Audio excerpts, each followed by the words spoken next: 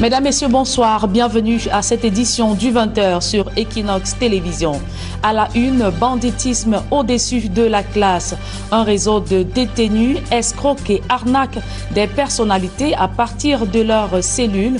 Visiblement sans complicité de l'extérieur, ils ont réussi l'exploit de soutirer plusieurs millions de francs CFA à leurs victimes. Ce film, digne d'un scénario de la mafia à la sicilienne, se déroule au Cameroun, à la prison centrale de Douala. Prolongation dans le Covid-Gate, les transactions financières de la Medilline Medical Cameroun SA bloquées. La Banque centrale a relevé des irrégularités dans ses transferts de fonds vers l'étranger. Pour le sommaire.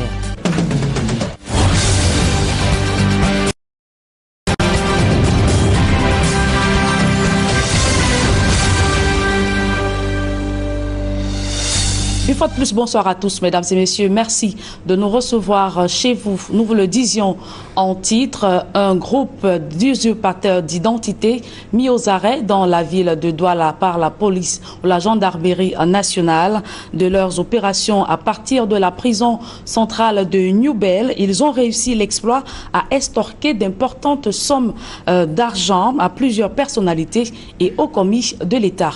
On voit tout cela dans ce reportage de Kedjara, Farel Bounia et Innocent Abega. De nouveaux faussaires dans les filets de la gendarmerie à Douala.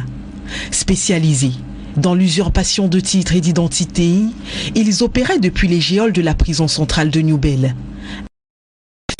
De nombreuses autorités administratives, militaires et même des chefs d'entreprise. Les faits ne remontent pas d'aujourd'hui. La première fois que nous avons été interpellés, c'est le 8 février par monsieur le préfet du département du Vouri. De ce que un individu utilisait son titre pour arnaquer les personnalités, notamment les membres du gouvernement de la ville de Douala. Une enquête est rapidement ouverte. Le numéro par lequel l'usurpateur passe est identifié. Un listing est établi et le présumé coupable de l'opération est cueilli comme un fruit mûr au sein de la prison centrale de Douala. Du listing que nous avons fait, il avait estorqué de l'argent, il avait réussi à estorquer de l'argent à certaines personnalités qu'il a fini par reconnaître. Il a appelé notamment le ministre Jules de Rendongo, il a appelé le ministre Ketia Koutes, il a appelé le ministre Victor Ngod, mais il n'a pas pu leur estorquer de l'argent. Par contre, il a réussi à estorquer de l'argent au directeur général de Simencam, 300 000 francs, au directeur général du chantier naval, 100 000 francs, au chef secteur douane, 500 000 francs.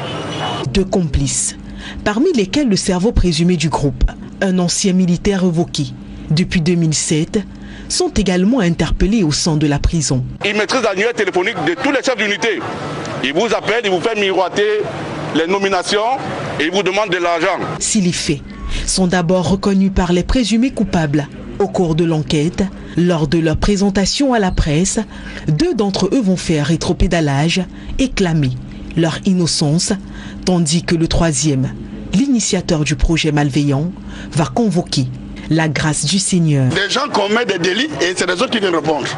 Et je demande que la personne qui a dû commettre cette infraction puisse être interpellée, pas moi. On m'amène ici là pour rien, que je ne connais rien, on vient me présenter devant le public, devant tout le monde entier, et que je ne reconnais absolument rien. Moi je reconnais ce que j'ai fait par la grâce de Dieu. Et j'ai demandé sincèrement pardon. J'ai escroqué les gens. Oui, j'ai escroqué un personnel militaire parce que moi j'étais militaire, donc je savais comment y passer. Avec cette vague d'escrocs d'un autre type, il est recommandé aux Camerounais de rester prudents. Je voudrais, à la suite de tout cela, interpeller tout le public de faire très attention à ces personnes qui vous font miroiter des choses au téléphone, qui vous escroquent. Partant du postulat selon lequel les téléphones, les appels sont enregistrés, personne de sérieux ne peut vous faire miroiter, ne peut vous proposer de l'argent au téléphone. Il n'y a que des arnaqueurs qui le font. Déguerpissement forcé des populations de Newton à Aéroport, le mécontentement continue. Un mois après la destruction de leur maison d'habitation, elles sont très en colère contre les manœuvres des ADC à Aéroport du Cameroun qu'elles qualifient d'abus. On voit tout cela dans ce reportage de Cédric Nding d'Alastiana, Georges Mitterrand. Sur ces images amateurs, des engins de destruction et des populations aux abois. Nous sommes au quartier Newton Aéroport dans le 2e arrondissement de Douala. De retour quelques semaines plus tard sur le site, il n'en reste plus qu'un terrain vague et une fontaine publique qui rappelle qu'à cet endroit se dressaient des habitations. Mais jusqu'ici, la colère des populations, elle, n'a pas faibli. On ne sait vraiment pas pourquoi on nous casse. Nous ne sommes pas dans l'espace aéroportuaire. Moi, je vous assure que j'avais mes bureaux là, j'avais un garage, rien n'a été sauvegardé. On n'a même pas eu le temps de prendre une aiguille. Je suis très attristé. Non seulement mon vieux père a laissé des maisons qui lui servaient de retraite, de pension retraite, il se retrouve à l'heure actuelle sans rien, il est au village. Et moi, je me retrouve dehors. À l'heure actuelle, je suis dehors. Il ne reste plus rien des habitations, pas même de la crèche qui se trouvait là. Les engins qui étaient là écrasaient les maisons avec tout leur contenu parce que les gens n'ont pas eu le temps de prendre quoi que ce soit. Voilà par exemple, vous voyez que les enfants qui sont là maintenant, là, il n'y a aucun enfant qui partait encore à l'école. Depuis qu'on nous a cassé, ici au quartier, tous les enfants ont changé de quartier. D'autres ne partent plus à l'école. Pourquoi cassez-vous ce quartier? Est-ce que ce quartier a fait le mal? Les populations pointent du doigt les aéroports du Cameroun qu'elles désignent comme commanditaires des destructions et brandissent un livret foncier datant de 1963, soit 3 ans après la création de l'aéroport de Douala. Et soutiennent mordicus qu'elles ne peuvent donc pas se trouver sur le terrain de ce dernier, puisqu'il avait déjà été borné. De plus, des textes de loi datant de 1985 et portant renouvellement et création d'ouvrages d'utilité publique prévoient des recasements ou des indemnisations des populations victimes de casse. Mais jusqu'ici, rien n'a été fait pour les populations de Newton Aéroport. Nous avons adressé des correspondances téléphoniques aux ADC afin d'obtenir une interview pour lever le voile. Mais jusqu'ici, nos tentatives sont restées lettres mortes. Dans le même temps, un document confidentiel signé des ADC nous est parvenu, faisant état de transactions financières entre la sous-préfecture, la préfecture et la direction des ADC. Pendant ce temps, des populations n'en démordent pas et font front commun contre ce qu'ils qualifient d'expropriation abusive. Le passeport camerounais serait-il parmi le plus coûteux de la planète? Comparé au Sénégal, en Afrique de l'Ouest, le citoyen camerounais, à partir du 1er juillet prochain, déboursera plus de 90 000 francs CFA pour obtenir le précieux sésame. Jean Pochounia, Teke Mazou Matilda. Pour se faire établir un passeport au Cameroun dès le 1er juillet 2021, le citoyen lambda va désormais débourser 110 000 francs CFA, soit une augmentation de 35 000 francs, l'équivalent à la virgule près du salaire de 36 000 d'un smicard au pays de Paul Biya. En plus des 110 000 francs à déposer cash dans les caisses de l'Émi-Immigration, il faudra payer pour les photos, pièces officielles personnelles à légaliser et autres mini-dépenses, ce qui pourrait porter le coût final de ce document de voyage à presque 120 000 francs CFA, soit le salaire total d'un smicard sur 4 ans. L'équation à résoudre pour s'offrir un passeport est au-dessus de 1000 inconnus. Un vrai casse-tête chinois par 7 ans de conjoncture difficile où le Camerounais peine à se nourrir, se soigner, se loger pour ne citer que ces besoins-là. Le Cameroun est-il donc en pleine inflation administrative du prix des documents officiels comparé à quelques pays africains? Au pays de la Teranga, les Sénégalais payent 20 000 francs CFA pour leur passeport, soit 90 000 francs en moins qu'au Cameroun. Togo et Bénin 30 000, 40 000 francs au pays des plus gros éléphants d'Afrique, la Côte d'Ivoire, et 50 000 chez Soundiata Keita, le Mali. Des pays de la sous-région CEDEAO, où toute facilité aux citoyens est au cœur des politiques publiques nationales et communautaires. La libre circulation des biens et des personnes l'illustre à suffisance, contrairement à une Afrique centrale, où la Guinée équatoriale pour un rien conduit à la frontière un ressortissant communautaire avec visa d'entrée sur son passeport CEMAC. Du moins avec un passeport non 15 000 francs CFA au départ. Le Cameroun tenait à reprendre sa place de locomotive de la sous-région devant le Congo-Brazzaville 78 000 francs, le Tchad 75 000, le Gabon 55 000 francs. La locomotive du passeport camerounais est même allée à très grande vitesse, pointant un écart de 55 000 francs sur la France et 35 000 francs sur les États-Unis. Dès le 1er juillet 2021, Les usagers espèrent bien voir cette même vitesse d'inflation des prix dans la délivrance des passeports en 48 heures. La police des passeports est donc attendue au pied du mur. Mise en place des mécanismes de résolution de la crise anglophone, le chef de l'État, Paul Biya, a nommé cet après-midi 2 médiateurs publics indépendants auprès des régions du Nord-Ouest et Sud-Ouest. Il s'agit de Tamfo Simon Faye pour le Nord-Ouest et Kekelen Dorothy à Taban et Pose Motazé pour la région du Sud-Ouest. Nous y reviendrons dans nos prochaines tranches d'informations. Scandale Covid-Gate, Medellin Medical Cameroun SA à nouveau sur la sellette. Le prestataire accusé de surfacturation sur la commande publique vient de voir un de ses transferts de fonds bloqué par la Banque centrale pour irrégularité dans ses transactions. Donald Brice Kamgan pour plus de précisions. Un autre épisode du Covid-Gate qui se joue entre le ministère de la Santé publique, Medellin Medical SA et la Banque des États de l'Afrique centrale, la BEAC. Dans un premier temps, le ministère de la Santé publique sollicite de la BEAC la mise à disposition de Medellin Medical SA d'un montant d'environ 8,6 millions de dollars. La lettre de sollicitation du MinSanté dans le cadre du financement d'un marché de livraison des tests de diagnostic rapide date du 10 mars 2021.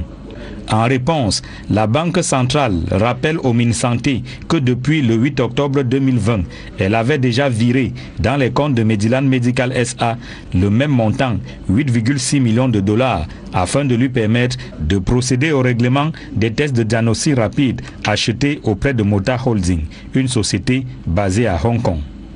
Lorsque le 5 janvier 2021, Medellin Medical SA sollicite une fois encore la BEAC pour le virement, cette fois de 8,9 millions de dollars en vue du règlement d'une nouvelle commande auprès de Mota Holding, la Banque centrale réalise, après analyse des documents y afférents, que l'entreprise basée à Hong Kong ne figure pas sur la liste des fabricants auprès desquels le ministère de la Santé publique autorise la commande des tests de diagnostic rapide. En conséquence, le dépôt des devises sollicitées n'est pas effectué. En février 2021, Medellin Medical SA revient à la charge avec 2 nouvelles demandes de mise à disposition des devises. La BEAC, une fois encore, s'y oppose, motif de nombreuses incohérences relevées sur les documents attestant de l'entrée des tests de diagnostic rapide sur le territoire camerounais en 2020 notamment. Parmi ces incohérences, la BEAC cite notamment une lettre de transport aérien indiquant que les tests ont été expédiés de Séoul en Corée du Sud par la société BioSencor. Et si tel est le cas, quelle est l'affaire Holding, basée plutôt à Hong Kong, s'intéresse la Banque centrale. La BEAC, qui a désormais suspendu toute transaction financière avec Medellin Medical SA, invite cette dernière à s'expliquer sur les écarts observés entre les quantités de tests et de colis déclarés à la direction des douanes, 75 colis, et les quantités indiquées sur la lettre de transport aérien, 280 colis. La livraison a été faite en octobre 2020, après la mise à disposition des devises par la Banque centrale pour le règlement de la société Mota Holding, précise la BEAC. La Banque des États de l'Afrique centrale conditionne désormais les dépôts au profit de Medellin Medical SA par le respect de la réglementation en matière de change, notamment la transmission par Medellin Medical SA d'un ordre de transfert en faveur de BioSencor.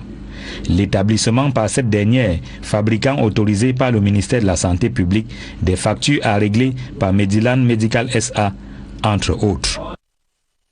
Et vous venez plutôt de suivre un reportage de Ike Cyril et Emos Fongo. Et toujours dans la même lancée, la société civile met le gouvernement camerounais sous pression en s'opposant à de nouveaux décaissements du Fonds monétaire international. Elle met en avant des soupçons de détournement qui ont éclaté autour des 180 milliards de francs CFA du Fonds de solidarité contre la Covid-19. Les acteurs de la société civile appellent le FMI à demander des comptes au pouvoir public avant tout nouveaux accords de prêt. D'autres précisions avec Donald Brice Kamgan. La nouvelle correspondance adressée à la directrice générale du Fonds monétaire international relaie l'opacité ayant entouré la gestion des fonds reçus de l'institution financière internationale pour la lutte contre le coronavirus. Le regroupement constitué de 11 associations de femmes issues des régions du nord-ouest et du sud-ouest souligne que l'une des conséquences a été l'augmentation croissante du nombre de décès liés au Covid-19 et ce malgré les financements obtenus du FMI dans le cadre de la facilité élargie des crédits. Pour les signataires de la correspondance, le Cameroun ne mérite plus de nouveaux financements si le gouvernement ne rend pas compte de l'usage fait des précédentes enveloppes reçues et des sanctions prises à l'encontre des personnes accusées de malversation de ces fonds. Le Cameroun, qui traîne une mauvaise réputation pour son niveau de corruption, de détournement de fonds publics et d'usage des fonds publics pour les intérêts privés, écrivent les femmes et maîtrisent de la lettre. Par les malversations des fonds publics, le pays a failli à ses obligations en matière de santé des populations, notamment celle des femmes et des enfants, violant la Convention contre la discrimination basée sur le genre et celle sur la protection des droits des enfants. Rien n'indique, d'après la correspondance, que les nouvelles ressources que le FMI pourrait accorder au Cameroun ne serviront pas également à renforcer la réponse militaire dans la crise des régions du nord-ouest et du sud-ouest.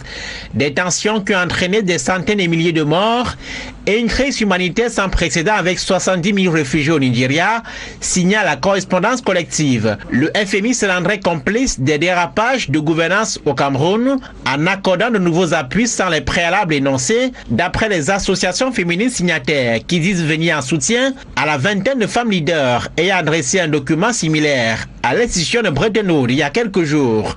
La correspondance intervient quelques jours après que les États-Unis ont annoncé des restrictions de délivrance de visas aux complices des violences dans les régions du nord-ouest et du sud-ouest en crise depuis 2016. Personnels nommés à l'université de Thiang par le président de la République les heureux promus ont été installés dans leurs fonctions par le recteur de l'université de Thiang. Le professeur Tafak Nanfoso leur a recommandé engagement et professionnalisme dans l'accomplissement de leur mission de formation des étudiants.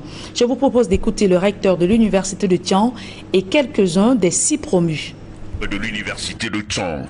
Notre université est fondée par une philosophie que nous appelons la dynamique collective, où nous voulons jouer collectif, où chacun de nous se donne la main, où nous additionnons nos compétences pour faire en sorte que l'objectif final, qui est le progrès de l'institution, que cet objectif-là soit atteint. Il s'agit d'être ensemble pour identifier les problèmes, ensemble pour identifier les solutions, ensemble pour avoir des succès pour en bénéficier. Et j'appliquerai à la lettre les instructions qui ont été données par le recteur lors de son discours d'installation. Ce que je compte faire, c'est d'abord consolider cela et m'inscrire dans une perspective, n'est-ce pas, de dynamique collective dans la recherche de la perfection. Fin de la vacance à la tête du Conseil régional du Nord. Omaro Ousmano vient de remplacer Alim Boukar, décédé il y a quelques mois après son installation. La cérémonie était présidée par le gouverneur de la région du Nord, Martin Abanda. Et je vous le disais, fin de la vacance à la tête du conseil régional de la région du Nord. Omaro Ousmano vient de remplacer Alim Boukar, décédé il y a quelques mois après son installation. La cérémonie, riche en sons et en couleurs, était présidée par le gouverneur de la région du Nord, Martin Abanda. Et cet élément que nous n'aurons pas dans cette édition du journal, un nouveau guide pratique pour l'entretien routier au Cameroun. Il a été élaboré aux observations du ministère des Travaux publics dans l'entretien des routes en terre. D'autres précisions dans ce reportage de Guy Zogo. Avec un pourcentage de 93,6% sur l'ensemble du territoire national, les routes en terre sont un enjeu pour le ministère des Travaux publics. C'est dans cette logique que ce département ministériel vient de conférence des travaux de vulgarisation de la note de stratégie d'entretien durable des routes en terre. À la fois, certes, le chemin est tracé par le guide mis en place, mais il tient aussi compte des spécificités. Notre guide arrête les approches par réseau et par région. Pour l'extrême nord, il ne suffira pas de stabiliser, il faudra aussi relever la ligne rouge, il faudra améliorer substantiellement l'assainissement. C'est des choses à introduire absolument dans les dossiers d'appel d'offres. Au-delà du pragmatisme, selon les propos du ministre des Travaux publics, est également au programme. Le délégué départemental des travaux publics du Mayo d'Anaï, qui doit entretenir 10 km de route en terre, doit faire comment? Avec les matériaux qui y sont disponibles. Avec quel personnel? Avec quels équipements? C'est ce que nous recherchons. Sur la question souvent préoccupante de la durabilité des travaux d'entretien des routes en terre, qui a d'ordinaire fait couler beaucoup d'encre et de salive, le ministre des Travaux publics annonce un tour de vis qui sera introduit dans le processus de sélection des soumissionnaires. La durabilité des routes en terre qui doit apparaître dans le DAO, l'approche que propose le soumissionnaire doit pouvoir apparaître dans notre DAO qui l'invite donc à indiquer qu'est-ce qu'il se propose de faire pour tirer la durée de vie de la route d'au moins 5 années. Aux côtés du ministère des Travaux publics, le Labogénie met en avant des gisements de latérite prêts à l'emploi. C'est-à-dire entre Bafang et Bandou, on a des très bonnes latérites également là. Et là-bas, quand on a fait des études de renforcement, on s'est rendu compte qu'il fallait plutôt mettre des enduits superficiels. Il n'y a plus qu'à espérer des routes en terre mieux entretenues qu'auparavant. Des publi-reportages dans ce journal. Les femmes rurales du village Iwound s'investissent dans la cacao-culture. C'est à travers un nouveau programme que vient de lancer le Conseil interprofessionnel du cacao et du café. L'événement qui marque une nouvelle ère dans la filière cacao était présidé par les ministres du Commerce et de l'Agriculture. Reportage. Grâce au cacao, voici que les projecteurs sont désormais braqués sur Iwound. Ce village de l'arrondissement de Massorson-Loulou inaugure Tambour Battant, le projet baptisé La femme rurale dans le cacao. Notre petite histoire a commencé il y a à peine 1 an. 30 femmes vivant ici à Iwound et dans les villages alentours ont décidé de se prendre en main pour mieux contribuer au développement de leur communauté. Nous avons tendu la main au CICC pour nous aider à avoir chacune une petite cacaoyère qui nous permettrait d'avoir plus d'autonomie économique afin d'atteindre notre objectif qui est de sortir de la pauvreté. Ce qui n'était au départ que le rêve d'une trentaine de femmes lauréats est devenu une réalité grâce au Conseil interprofessionnel du cacao et du café. Quand vous allez dans les zones rurales, vous trouvez des femmes dans une précarité extrême.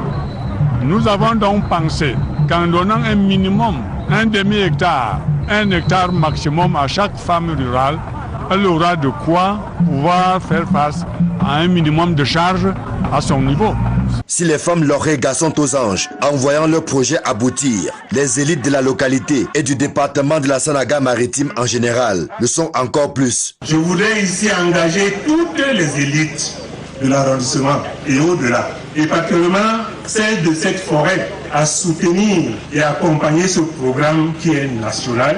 Il est aisé de constater avec moi que c'est grâce à la femme rurale que nos villages survivent. La présence d'une forte délégation de maires de France et du club des chocolatiers engagés est un élément supplémentaire de motivation. Lorsqu'on sait que le cacao produit ici s'arrachera comme de petits bouts de pain au prix flatteur de 1600 francs le kilogramme, voire plus. Et le label chocolatier engagé, c'est ça, c'est de se dire on veut faire reculer la misère des planteurs, avant tout des planteurs. C'est eux qui doivent être rétribués justement par rapport à leur traitement. On croit aussi aux femmes qui ont envie de sortir de l'isolement. Pour nous, chocolatiers, maîtres chocolatiers, pâtissiers, glaciers, on a besoin de cette matière première et on va vous l'acheter.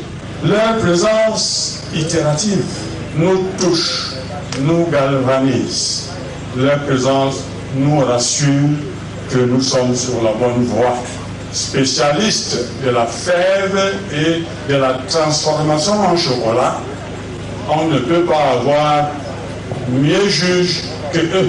À travers le projet La femme rurale dans le cacao, le CICC franchit un nouveau palier dans le développement de cette culture de rente. Présent à Yaoundé, les ministres de l'Agriculture et du Commerce apportent leur bénédiction ainsi que le soutien du gouvernement à ce projet qui est appelé à s'implanter progressivement dans les différents bassins de production du cacao. Nous connaissons très bien le rôle, la place de la femme dans l'agriculture familiale. Elle constitue un vecteur important de la recherche et de la production de la qualité. Étant donné que la moyenne aujourd'hui est d'un demi-hectare, voir les femmes s'engager pour 1 hectare, pour nous c'est une fierté. Partout dans le Cameroun, dans les bassins cacaoyers, que les femmes s'organisent et que nous gagnons ces parts de marché-là qui nous tendent les bras. Chaque mois maintenant, nous nous retrouvons avec nos amis, les chocolatiers engagés. Ça n'est pas un hasard. Ça veut dire qu'il y a quelque chose d'important au Cameroun. À chacune des femmes inscrites dans ce nouveau projet, le CICC offre en dehors de la formation les intrants, y compris les semences des cultures associées, tout en soutenant les bénéficiaires dans la mise en place de leurs exploitations, ce à travers l'abattage sélectif, le tronçonnage et autres plantings. L'appui gouvernemental, comme on le voit ici en direction des coopératives de producteurs, n'est pas en reste. Il est question de faire de la femme rurale d'ici et d'ailleurs une véritable actrice de développement. La Société anonyme des brasseries du Cameroun en soutien aux établissements scolaires de la ville de Bertoua. Elle a offert des dons, kits scolaires et des conseils sur la santé à l'occasion de ces journées citoyennes. Reportage. Le groupe SABC émerveille la jeunesse scolaire de la région de l'Est. À l'occasion de ces journées citoyennes, le groupe SABC vient de parcourir 6 établissements scolaires, soit 10 000 enfants du primaire et secondaire, publics et privés de la ville de Bertoua. Nous sommes à l'Est aujourd'hui dans le cadre de nos actions de citoyenneté, généralement appelées les journées citoyennes. Les journées citoyennes, c'est un moment de partage avec nos différentes cibles. Dans cette caravane, une seule mission, promouvoir la santé par l'éducation. Nous venons de faire 6 établissements, presque 10 000 enfants, pour sensibiliser ces enfants à la promotion de la santé par l'éducation, ceci en partageant avec eux le respect de l'hygiène et salubrité, le respect des gestes barrières pour éviter le Covid-19, la non-consommation d'alcool avant 21 ans et la non-consommation de stupéfiants en milieu scolaire. Et pour que la santé de nos enfants ne soit pas un frein à leur étude, le groupe SABC entend agir à travers des conseils, mais surtout des kits de santé remis aux chefs d'établissement scolaire. La société citoyenne SABC a toujours fait des surprises à notre endroit, de bonnes surprises. J'ai reçu un bon équipement pour le laboratoire. J'ai reçu du matériel de première nécessité. Donc parfois quand nous voyageons avec les élèves pour des excursions ou bien pour des jeux, on a besoin d'avoir une boîte à pharmacie avec nous. Je prie pour que la société vive, qu'elle grandisse, qu'elle continue à nous soutenir. Le témoignage qu'elle vient de livrer est un témoignage sincère. Je l'ai vécu et je déclare encore que je suis le produit façonné de la brasserie. Parce que j'ai été lauréat 2004 à l'extrême nord, au lycée classique de Mokolo. Et je suis vraiment satisfait que ce projet puisse atteindre le lycée de Tigaza. Des kits de santé et autres dons pour une performance scolaire aux petits soins. Le kit santé qu'on a remis aux établissements contient les médicaments de premier secours, comme les crêpes de bandage. Si un enfant s'est foulé la cheville, qu'on met une pommade et qu'on soutient la cheville en bandant pour que le mal ne s'empile pas. On leur a donné des médicaments pour parer au plus pressé si un enfant a mal au ventre. Outre des conseils pratiques sur un environnement sain, le groupe SABC et les élèves ont communié autour des sujets relatifs à la santé et à l'entreprise.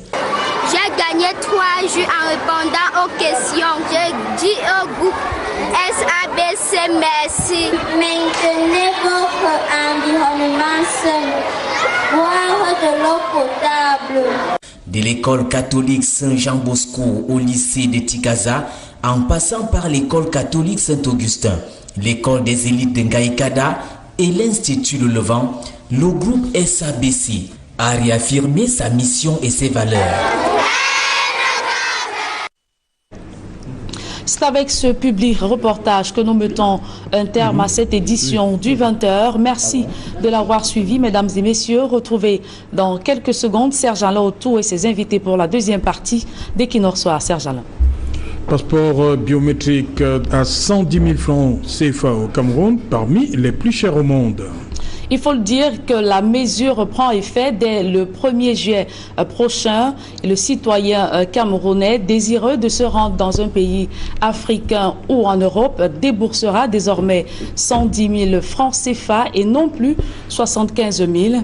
Cette augmentation de près de 35 000 francs CFA aiguise les appétits de nos gouvernants selon des experts et suscite le courroux des populations qui peinent toujours à comprendre cette flambée. Serge Alain Autou. Voilà, justement, les invités sur le plateau vont essayer de comprendre eux aussi cette hausse de près de 35 000 francs. Bonne soirée à vous, Julien Berthe Bissaï. Très bonne soirée à vous, Serge. Rendez-vous demain. 20h. Dans un instant, la suite. Equinox Soir.